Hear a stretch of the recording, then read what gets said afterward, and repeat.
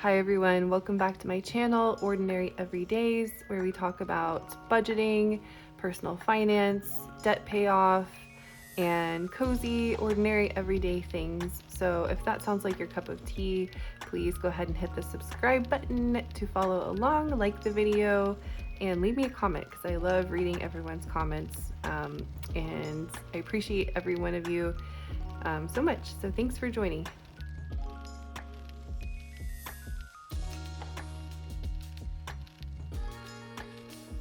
Okay, so let's get started with the month of October. We're really going to tighten up and get serious this month about targeting the debt payoff. I've been putting a lot more effort into things in terms of I have payoff tracker sheets that I can get into, which I'm going to use for future months. And I've been putting together kind of a schedule of my payments to try to understand how things are shaping up so I can fully plan ahead. So that is what we're going to do this month. And yeah, let's get started. So I apologize for any rambling I'm doing. I've been doing a lot of thinking about this. This is meant to be a zero-based budget, but what always throws me off is that I always have some money leave in my checking account at the end of the month, and I tend to, let's go back to the schedule actually. Okay, so typically what I do for payments is I pay all of my bills as soon as it hits the first of the month. And that covers like every single bill except for the electric bill, which bills me a little bit later, and the internet bill. Everything else I just go in and manually pay at the beginning of the month, including transferring to savings, my rent, my credit cards, my car payments. I actually pay them both on the first of the month. But I'm trying to figure out, it's really hard so this is throwing me off when it comes to budgeting for a full month. Like what time period am I budgeting for? That's what I've been trying to figure out more. Obviously, these are all the transactions that happen in the month of October.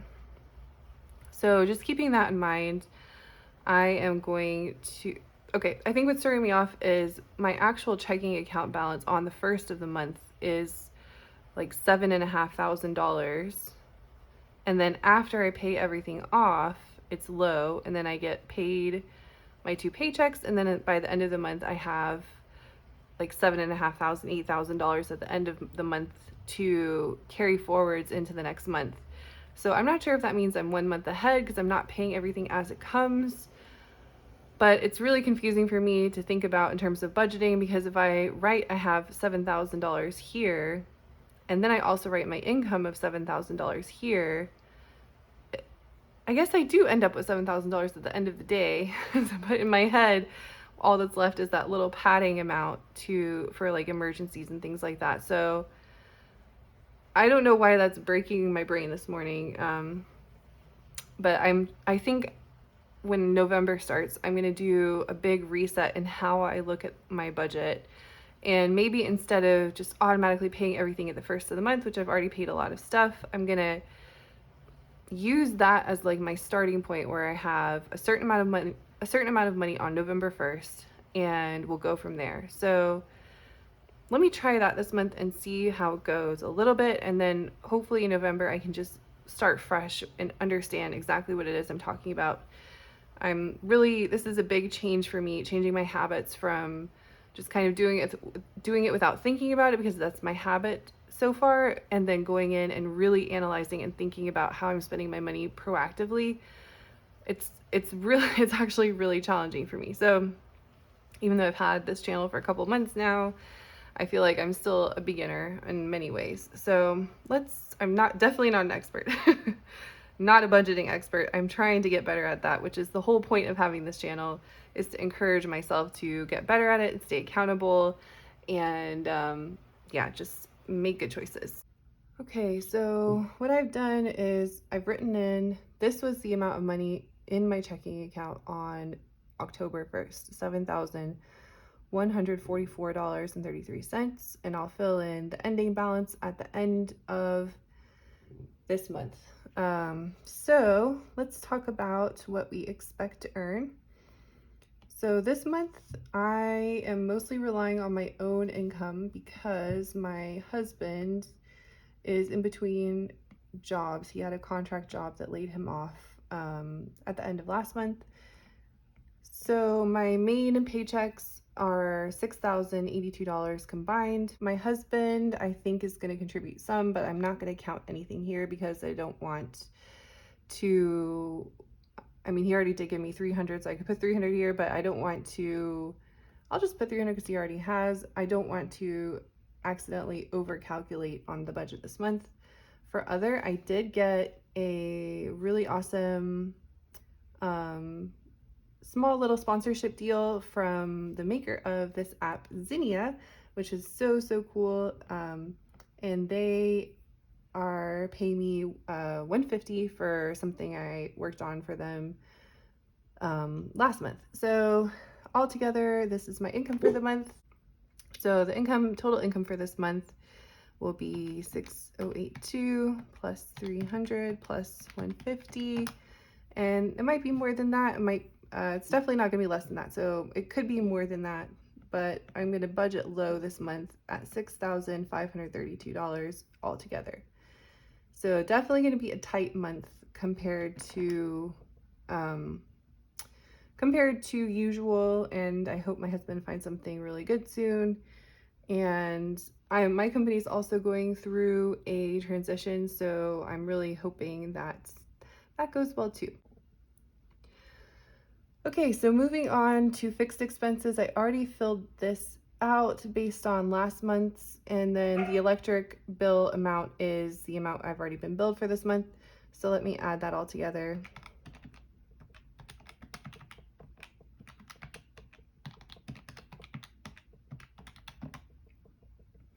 So that is a total fixed expense of $3,197.84.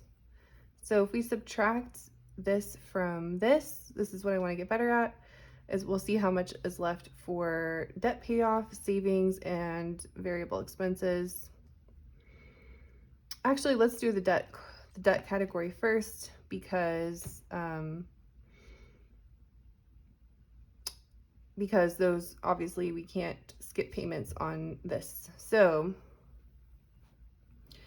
for car loan number one, which I do have, for car loan number one, I do have a tracker sheet that I created, which is here.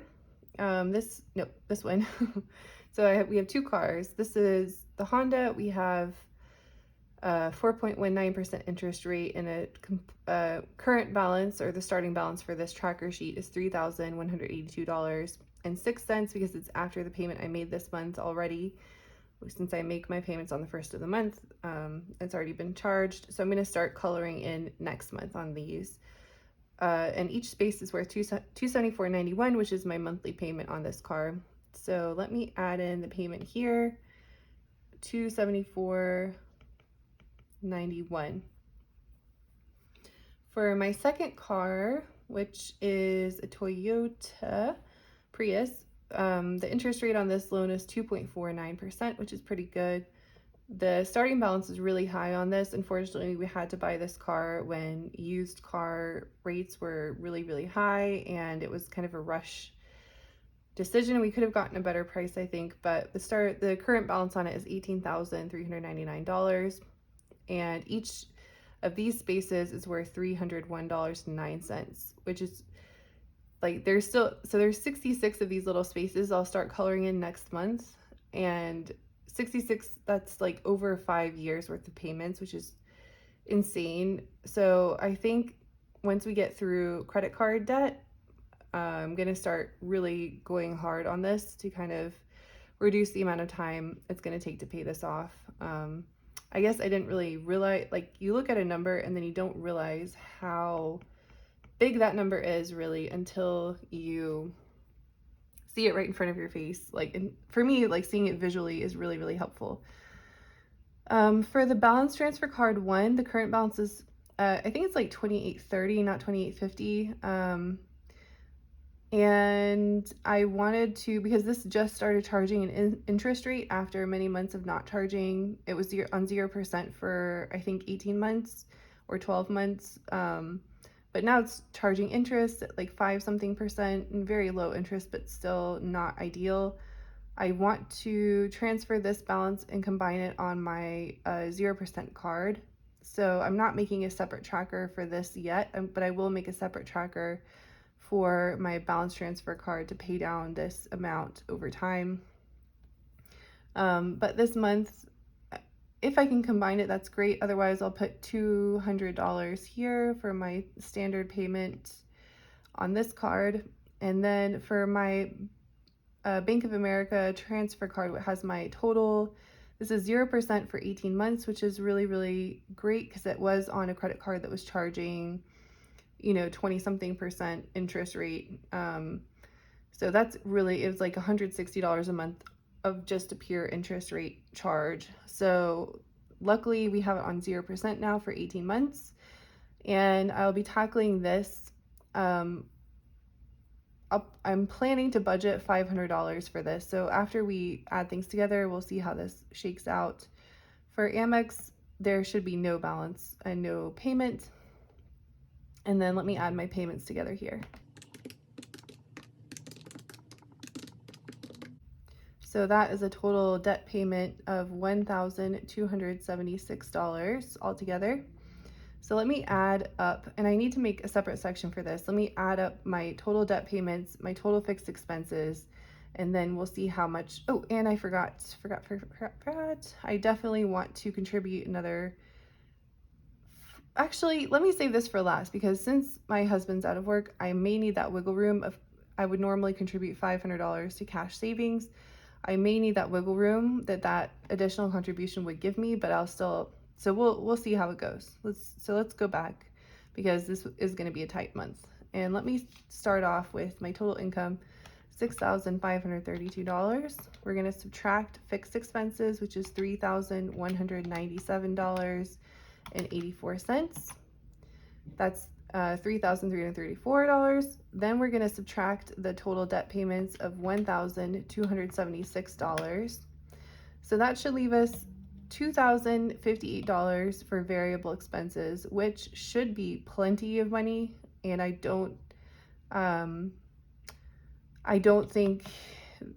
think we can definitely, this will be manageable for sure. So let's use that total number. I'm going to write it here in white because it's a dark background so I can see it. We have $2,058.16 to spend. That's with no contribution to savings. If we did contribute a full $500 to savings, that would really, I'm not sure if our family could go a whole month with less than $1,500 or $1,500 spent on variable expenses, just being very realistic there. But we can certainly tighten up to $2,000 or under.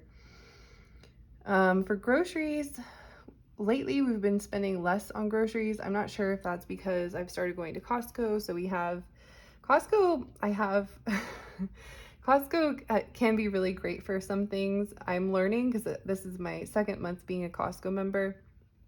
Costco can also be really, like, if you just, it just depends on what you buy, because not just in terms of value, but for instance, like I went to Costco early this month and I just did a big stock up, and I got snacks thinking that it would last for several weeks while the kids, for school lunches and school snack time and after school snacks and things like that. But actually having that much snacks in the house just meant that we just ate all the snacks in like 1 week. So that wasn't exactly saving any money at all. We just pigged out on a ton of snacks, which is not very healthy and not very budget friendly either. But this month I'm expecting to spend, I'm going to say $900 this month on groceries. I feel like that's very, very doable. For subscriptions, I'm usually budget $50, and I will do that because I don't think we're canceling any subscriptions this month. My husband did cancel Netflix, but he was paying for that out of his account, so that's not impacting mine. For furniture and decor, I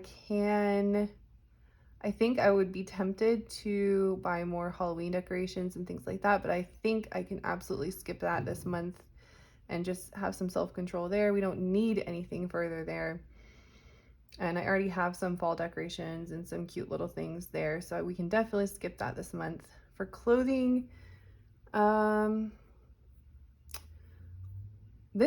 I actually did accidentally I bought something off of Poshmark for myself, and it shipped to a completely wrong address, and that is going to be really the person who accepts the package has to refuse the package and send it back, and it's really, you can't just get a refund for stuff like that, and I'm not sure if the recipient is actually going to refuse the package and send it back or not.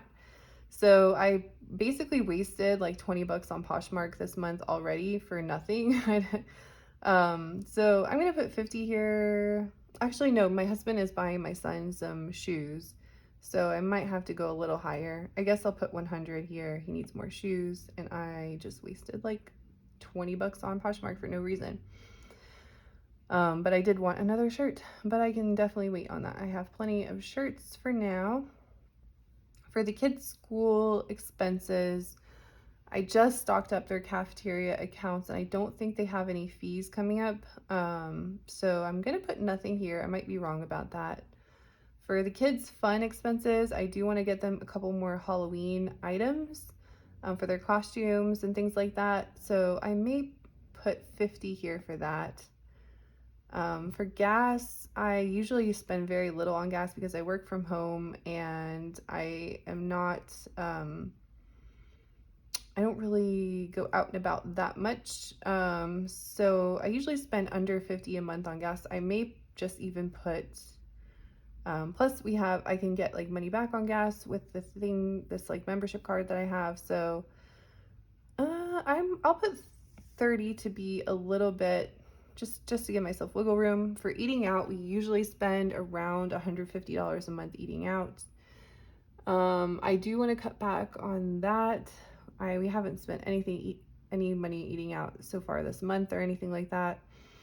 So we are cutting back on that already. But it is very nice every now and then to treat ourselves to a little something. I'll put 100 here, and we'll try to cut back onto that, which I think should be doable. For coffee out, for coffee specifically, I'll give myself, I usually don't even spend this, but I'll give myself $15 just for wiggle room. For beauty and bath, I do need to buy some shampoo and stuff like that soon, and I do need to get just little odds and ends here. So I'm gonna give myself 50 here.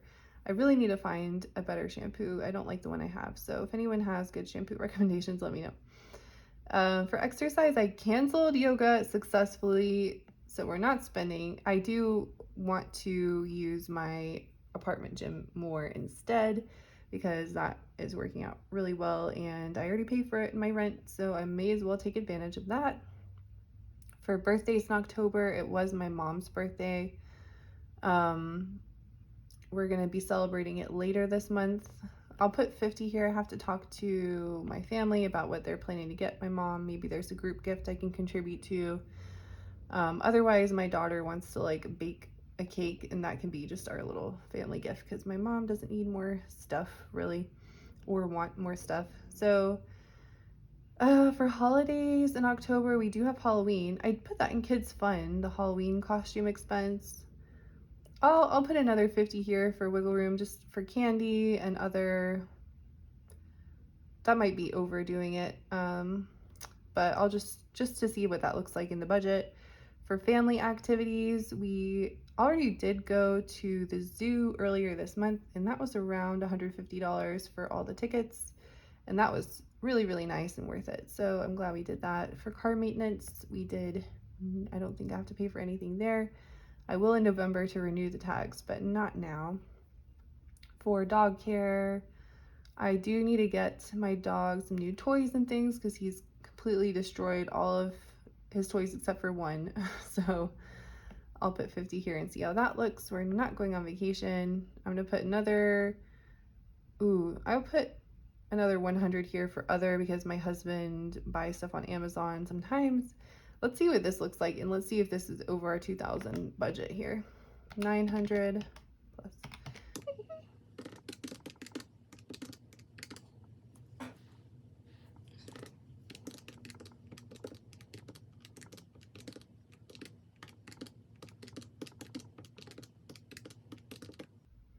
Okay, so that's actually low. That's giving me a total of $1,695, which is $400 under my budget of $2,000.